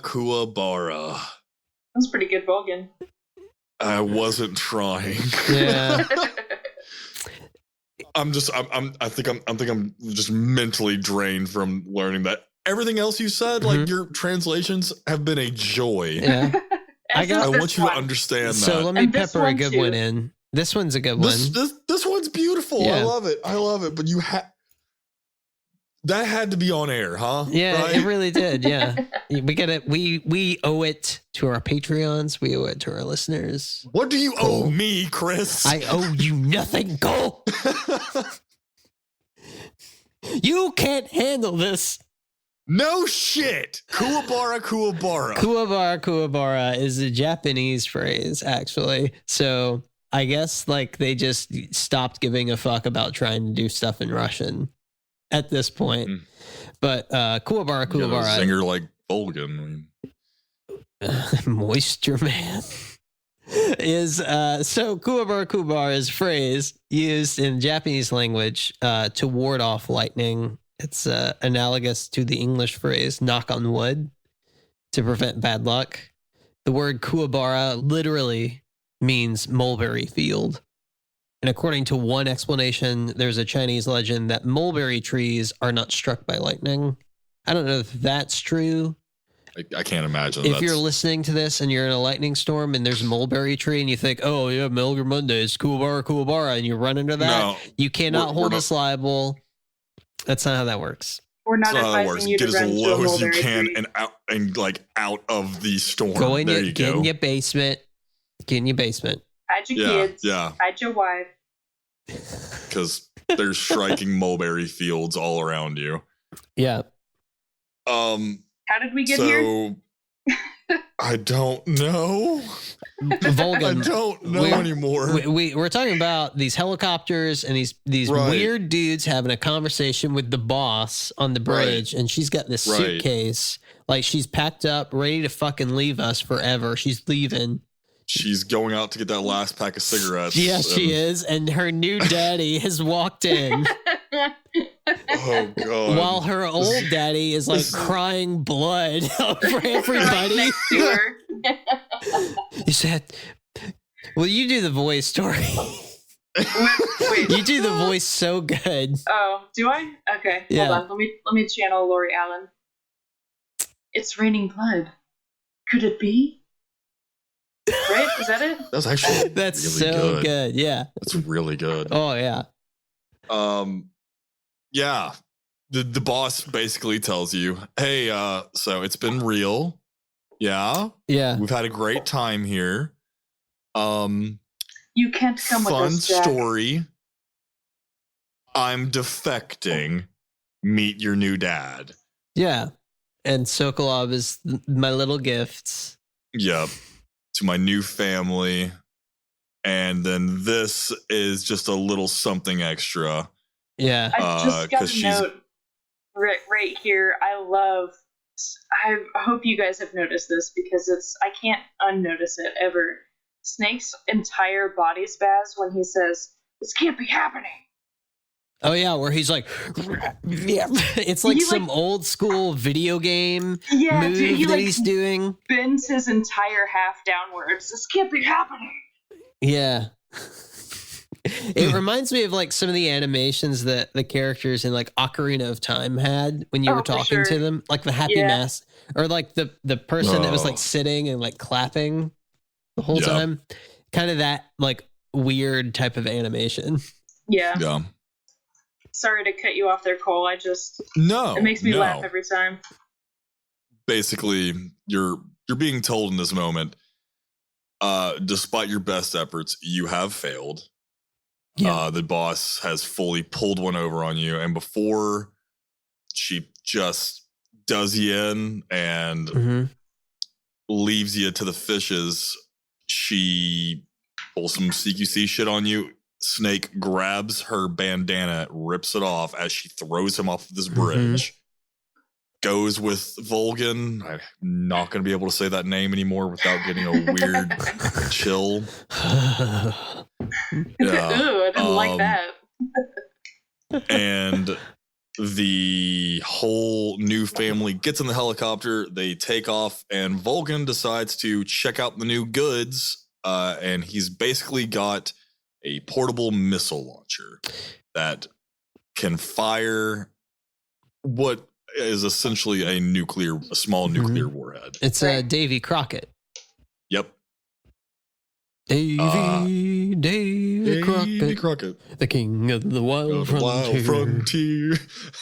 And he is definitely the king of the wild frontier because he decides to erase all traces of anything that had happened with Sokolov's research and fully glasses this entire forest with Snake falling down a river.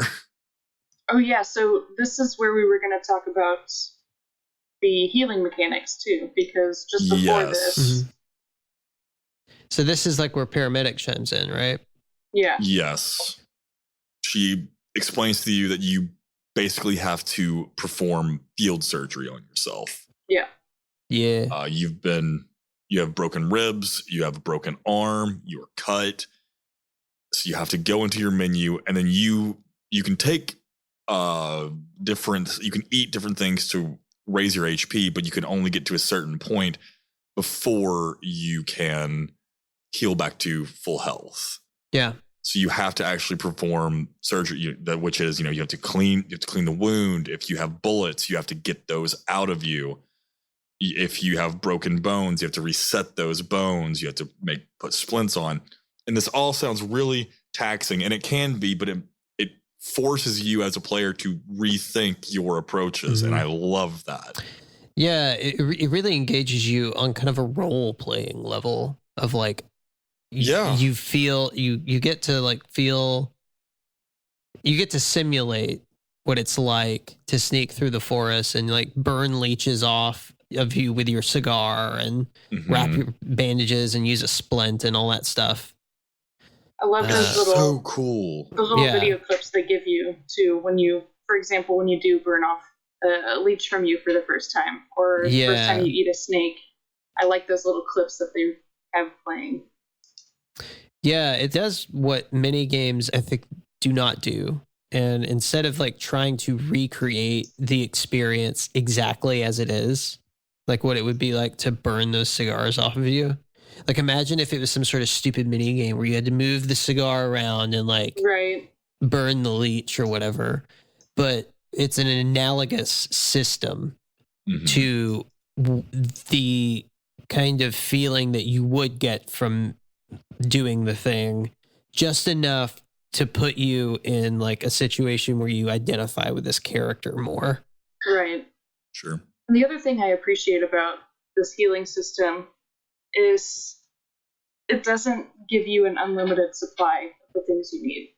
So if you're relying a little too heavily on that, you have to stop and say, okay, which of these things can I do without? Can I afford to heal this right now?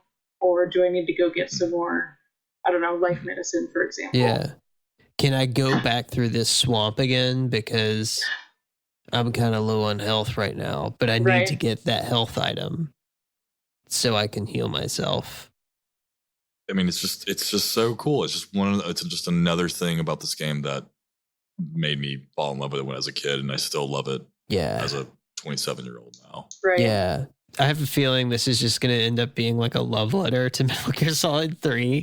It might be, but that's Unless a good way, they, for love, for the most good way to part. start us out, right? Yeah. Alessio's in the Discord like, I can't believe I gave my show to these Metal Gear Solid 3 loving freaks.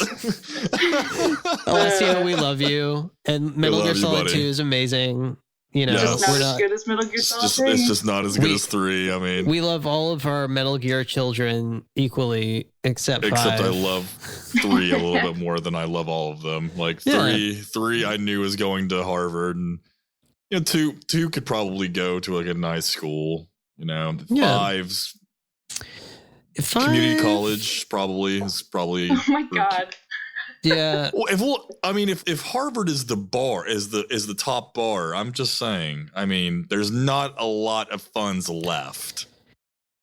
Yeah. I'm just saying. I have a family to raise. Well, You're gonna be a great dad, Cole. I'm just saying. I want to talk about one more thing before we officially wrap this up. Because Yeah, of course. I would kick myself if I didn't. Okay. This is the introduction of a certain femme fatale, guys. It's the one you know and love. Oh, Eva. Tatiana. Yes. / Eva. Yeah. We don't actually find out what her name is at this point, but Right. I just, right from the get-go, and I'll fucking quote Volgan here, she's got spunk. Is that Sokolov's woman? Yeah. It's kind of creepy, and it kind of this moment, the way that like Volgan is just all showy with his electricity around her is like a little kind of rapey to me. Yeah. Oh, for sure. Everything Volgan does is kind of rapey. Oh, for sure, man, for sure. I can't wait till we get to like the end base and we talk about that, because that's gonna be real weird. That's gonna get Volgan's a freak. Yeah, okay, he needs to be put down. But Eva puts freak. up with it, and she handles him. Not only does she put up with him, but she handles him. For and real. That's what makes her so badass. So she, the first thing she does is pull out a little lipstick container, what looks like a lipstick container, but you can see it's got a little hole for a bullet to eject from. Yeah. And that's when he says, she's got spunk, or however his Volgan voice goes. Oh, yeah. I obviously can't do a Volgan. But yeah, I couldn't not talk about her this episode, because this is the first time we get to see her. We see her face, and it's an important face that we need to remember. And it's weird that like Ocelot also has this like weird kind of like, he's giving her some looks, you know? And I think that maybe for reasons we'll find out later. Maybe we'll find out next time. But that was the Virtuous Mission. That is where it ends. It ends in failure, obviously. Yeah. Oh, how did they get Snake out? I don't think they ever say. Is Snake gonna Fulton himself? I think they do touch on that at the beginning, the first cutscene of the next part. Okay. Word. But yeah, that's the end of the Virtuous Mission. Thank you so much for listening to it. Guys, thanks for being on here and talking about it. Thank you, Cole. Oh, you know it. If you want to keep up with us, please go ahead and hit subscribe with any of your podcast platforms. We're on iTunes, Spotify, all the big ones. Please, if you like this, give us a rating. It really helps us to be seen with the algorithm. MetalGearMondays.com is the website that has all of our socials on it. If you want to follow us and give us a like on Facebook, that's Metal Gear Mondays. I believe we've changed the name to Metal Gear Mondays Revengeance. Chris, is that correct? Is that official now? No, all the social media handles are the same. Great, perfect. So that's Metal Gear Mondays on Facebook. That's Metal Gear Monday on Twitter. That'll be Metal Gear Mondays as well on Instagram. Go ahead and give us a like there. bit.ly/MGM store if you want to go grab some sweet merch. Once again, Metal Gear Monday is on Patreon. If you want to subscribe at literally just $1, that will get you into our Discord where you can hang out and talk to all of us, as well as some of the old hosts. and a plethora of other people who are just like you, who are amazing and that we love. We're doing a lot of cool stuff in there. Tori. Yes, sir. Where can people find you on the internet? You can find me on Twitter, Instagram, Steam, Discord. I think that rounds them up, all under the name Young Neil. That's YNGNEIL. Yep. Very nice. Chris. Yeah. My man. Yeah. Where can they find you? What's up? On the internet. You can find me in the Patreon Discord most of the time. You can find me at Chris Hampton II on Instagram, Twitter, and Facebook, and LinkedIn. Proto Dude on the Xbox and the PlayStation. I live in Nashville. If you're in the area, just say hi. I don't know. Seems like there's a lot of Metal Gear people in Tennessee, so shout out to that. Yeah, shouts out to the Tennessee Metal Gear fandom. Yeah, for real. We're definitely here for it. I've got my one friend in Kansas. What up, Mr. Croaks? Hey, big shouts out to Croaks. I love that guy. I love that guy. Oh yeah, he's cool. I'm so glad I'm not the only Kansan anymore, man. You have no idea. And you can find me on the internet on Instagram at Subterranean Homesick Brews, on Twitter at I am Cole Duncan. Same thing with PSN, I am Cole Duncan, and of course I'm on Facebook as well if you want to pop in and chat with me there. Thank you all so much for listening. All right. Yeah. So. Yes. With that whole, that little reveal there at the end, Chris. Mm-hmm. That one took a lot out of me, all right? Yeah. Yeah. That one took a lot. You talking about our boy? Yeah, I'm talking about our boy. Okay. So I think I'm probably going to go grab a beer out of the fridge. Yeah. I'm gonna grab it. I'm gonna take a bottle opener. I'm gonna pop the top, and then I'm just gonna let it rip. I mean, I did not need to know that. I really didn't. Oh, now you do. Yeah, I'm gonna go let it rip real quick. I'll talk to you guys later. Oh God. Good night, everyone.